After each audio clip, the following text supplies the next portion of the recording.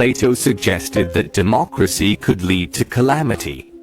He believed that the state ought to be ruled by an elite class of guardians chosen for their natural talents. Strict training and simplicity ensure their governance is for the greater good. Democracy is the key to the legitimacy of state power according to Rousseau, and one of the core concepts of his theory is the general will, which individuals pursue for themselves. For instance, when he chooses to drive to work on time, he is following his own particular will.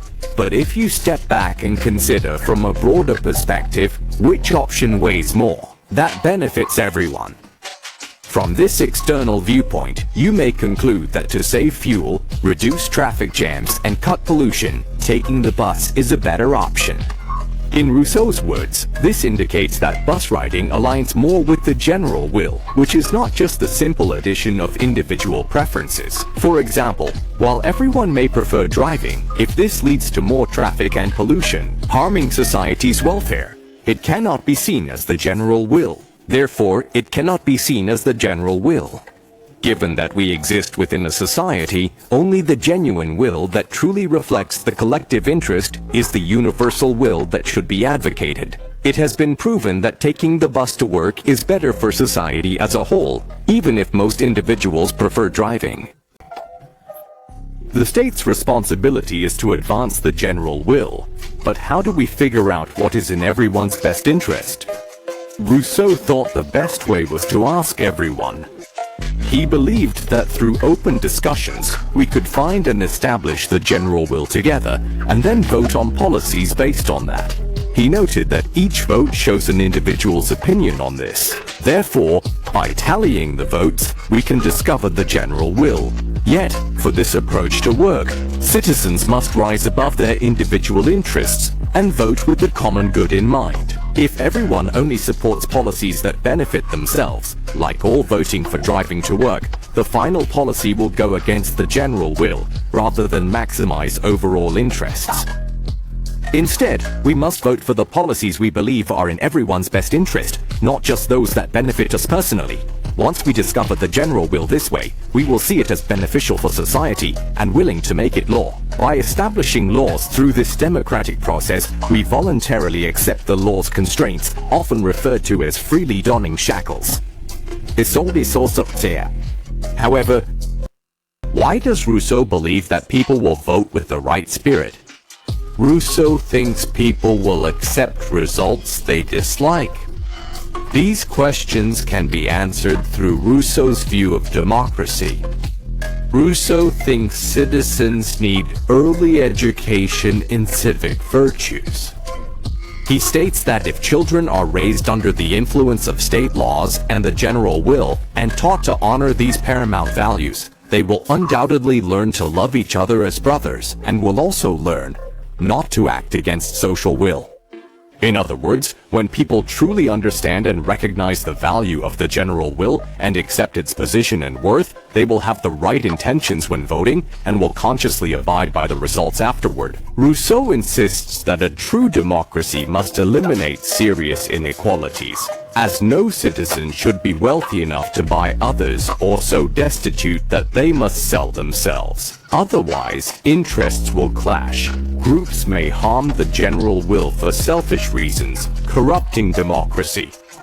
A fair society ensures citizens choose wisely. Their choices, democratic decision-making that is recognized and complied with, often favors the wealthy, which can harm the interests of the poor, and vice versa. Rousseau believed that in an equal society, such conflicts would not exist, as policies benefiting the rich would also benefit the poor due to aligned interests. Furthermore, when we are in similar social positions, it is easier to determine which policies are beneficial for both sides. Rousseau imagined a society where, due to equality among citizens, people could easily identify policies that achieve mutual benefit. Once we recognize the value of these policies, rational self-interest and mutual respect will guide us to accept them. Rousseau's vision is undoubtedly attractive, but his demands for society are particularly strict. A legitimate state requires not only rigorous moral education, but also true economic equality. Moreover, his democratic system requires that all laws must be established through universal voting.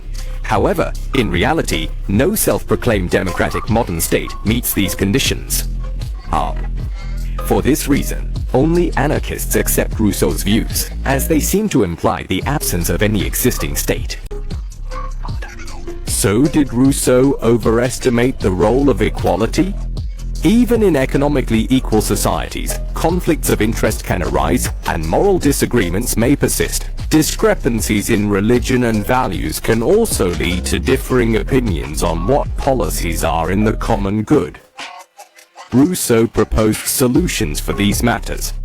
All religions should be tolerated, except those that emphasize intolerance. Official reviewers must adhere to strict moral standards to ensure that no party or organization prioritizes a small group's interests over society's welfare. In this context, Rousseau, the balance of state rights and personal freedom has raised doubts, especially for those in the minority during voting. Rousseau thought they should realize their understanding of the general will is mistaken. Yet, in close voting results, the majority may have misunderstood.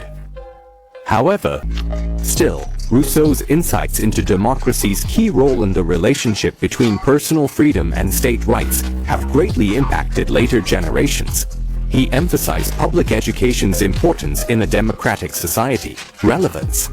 By joining the democratic process and accepting its outcomes, we seem to agree, in some way, with the state's rule. If we believe we have a moral right to freedom, then participating in democracy could be essential. Understanding how the state exercises its rights is important.